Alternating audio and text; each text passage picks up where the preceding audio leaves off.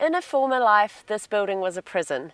Now, much like the materials it houses, it's having a second life as a drop-off collection point for reusable or recyclable materials diverted from landfill.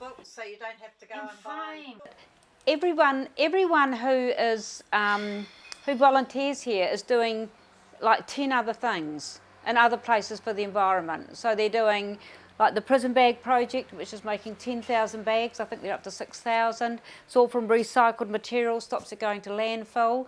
Various people, businesses give us their offcuts, and people bring in fabric to donate. The material for the bags is just one of the many items dropped off at the Sustainable Whanganui headquarters. There's 3 garages filled with bike parts at the back here, and then Alan repairs them, and then they work out a price for it. Sometimes they're free for people, and sometimes, it just depends, what people's incomes are and that sort of thing. So, but that's a fantastic thing. We're very busy just before the holidays and during the holidays.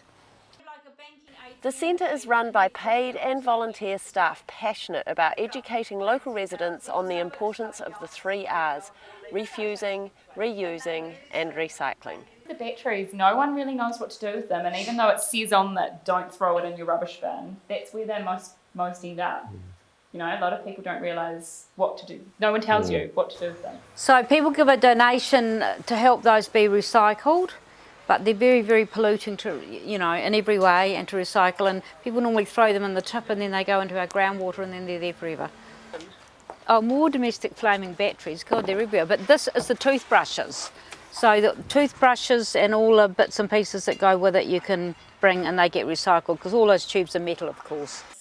There's also an education centre funded by the council through the Waste Minimisation Fund, a tax taken from each load at the dump.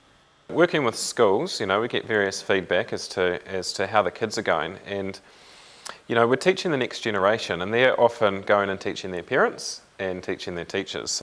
The Education Centre has just received another 3 years funding and is tasked with spreading the sustainability message to the next generation.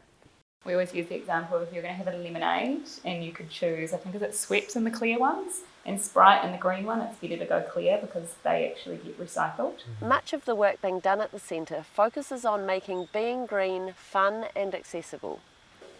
Kids can come and explore the materials from the Reuse Academy. So we're basing this around sort of basic engineering principles, really. So getting them to think creatively, think more like an engineer. I guess that's some of the skills that we think that we need to instill for the future.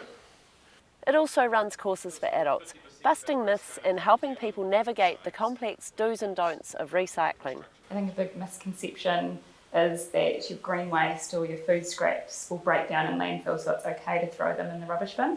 When in actual fact it's one of the worst things going into landfill, and a lot of people don't realise that, and it's a really easy thing that we can do something about it, and also really fun for kids. So that's why we have a big focus here on worm farming. It's essentially a fun way to compost. There's a great quote about waste that says, we don't need a few people doing zero waste perfectly, we need millions of people doing zero waste imperfectly. Georgie Ormond, Local Focus.